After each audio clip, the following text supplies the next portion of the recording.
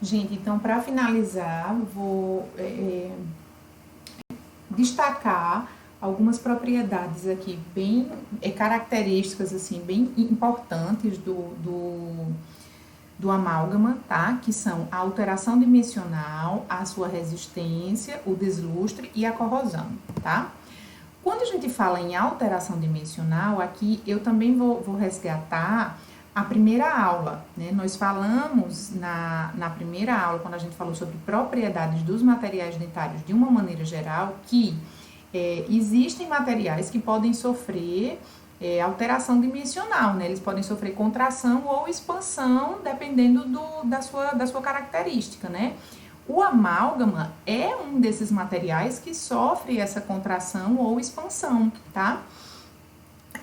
Ilana, como assim? Contrair, expandir, depois que coloca na cavidade, o material contrai ou o material expande? Sim, tá? Depois que ele vai para a cavidade, é uma alteração dimensional microscópica, não é uma coisa que a gente visualiza a olho nu, com muita facilidade, ou o material aumentou de tamanho ou diminuiu de tamanho. Não, tá?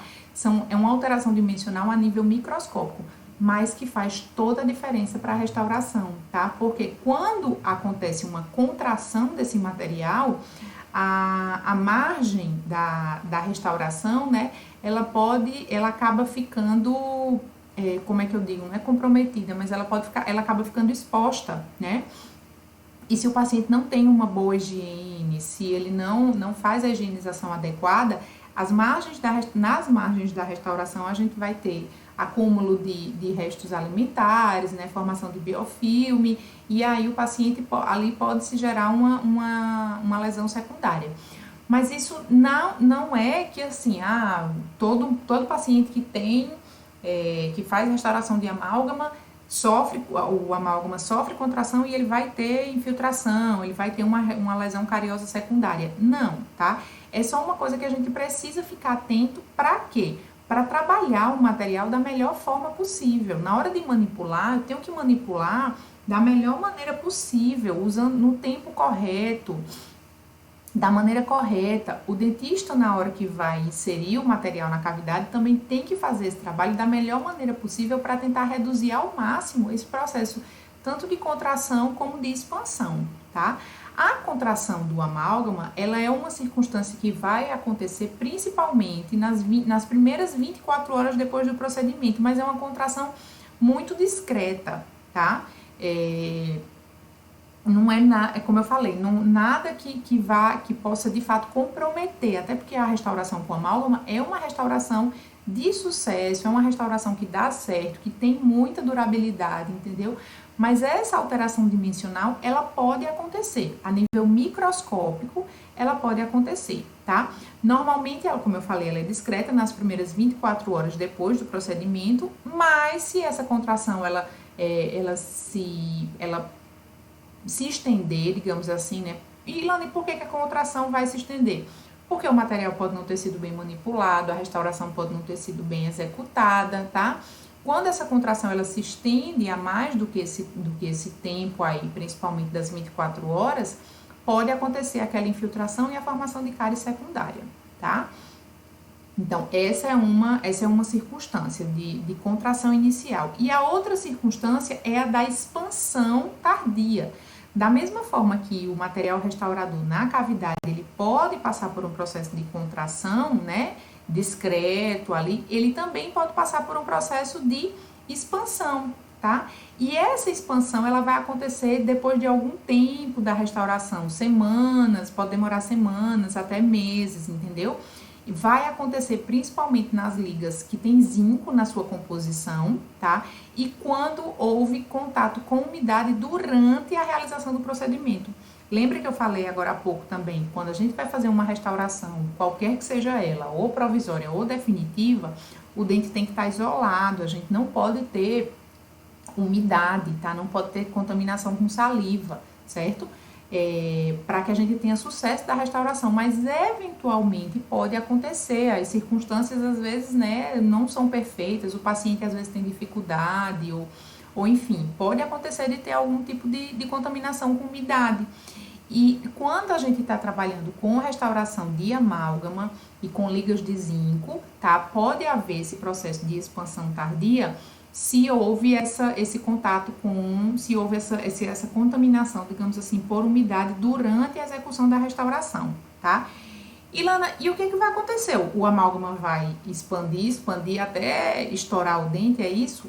Não, gente, mais uma vez, lembrando, essa expansão ela ocorre a nível microscópico, tá? Pode fraturar o dente? Pode, certo? Pode vir a fratura uma parede dentária? Pode. A pressão no fundo da restauração, né, na parte mais inferior da restauração, também pode causar dor na polpa, certo? Então, esse processo de expansão, ele começa a gerar força sobre a estrutura dentária, sobre o dente, a estrutura dentária que ele está, né, ocupando ali, e pode gerar esses problemas. Ilana, sempre vai acontecer isso se na hora da restauração de amálgama houve uma contaminação por umidade, vai haver com certeza essa expansão tardia? Não necessariamente, entendeu? Mas é importante ficar atento. O amálgama que foi utilizado nesse paciente para essa circunstância era uma liga com zinco, então, porque se era uma liga com zinco, a chance de ter essa expansão é maior, tá? E anota lá no prontuário, a restauração foi executada com dificuldade, houve contaminação por umidade, porque caso o paciente venha a sentir dor daqui a algum tempo, a gente vai entender, a gente pode obter respostas, né, de por que ele está sentindo aquela dor. Tá? Então, a alteração dimensional da restauração de amálgama, nós temos essas duas circunstâncias, ou de uma contração inicial, ou de uma expansão tardia, por esses motivos. Lembrando que essas circunstâncias, elas acontecem a nível microscópico, tá? Não é nada que a gente vai ver o amálgama crescer lá na boca do paciente, no dente, não é isso. Nem vai aumentar de tamanho, nem vai diminuir de tamanho, de maneira que a gente consiga visualizar muito facilmente a olho nu. É a nível microscópico. Mas a nível microscópico podem existir danos, tá? Uma outra propriedade do material é que ele é resistente, certo? O amálgama, gente, por ser um material restaurador metálico, ele de muita resistência, certo? Então, é uma característica muito importante dele. Agora, o que é que a gente precisa fazer para que essa resistência seja a melhor possível? A trituração adequada, tá? Então, se a gente tritura da maneira correta, no tempo correto, a gente vai oferecer o melhor de resistência que esse amálgama oferece, tá? Mas se a gente tritura pouco ou a mais do que o que é recomendado, a resistência do amálgama ela vai ser diminuída, tá? E quando a gente fala que a resistência vai ser diminuída, é porque o material pode sofrer fratura, né? Como a gente tá vendo aqui, olha, eu tenho uma restauração, uma fratura aqui bem no meio dessa restauração, tá? Então, a trituração no tempo correto ela é muito importante para favorecer a resistência do material, certo? Então, tem que estar atento a isso. E, para finalizar, né, o deslustre e a corrosão. O deslustre, gente, é a perda de brilho do material, tá? Por ser, também, eu falei um pouquinho antes, por ser um material metálico e por estar num ambiente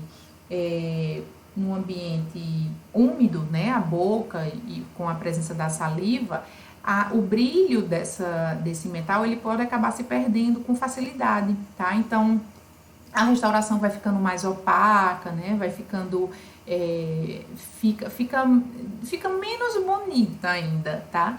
Então, mas o polimento a gente pode fazer ele sempre que for necessário, tá?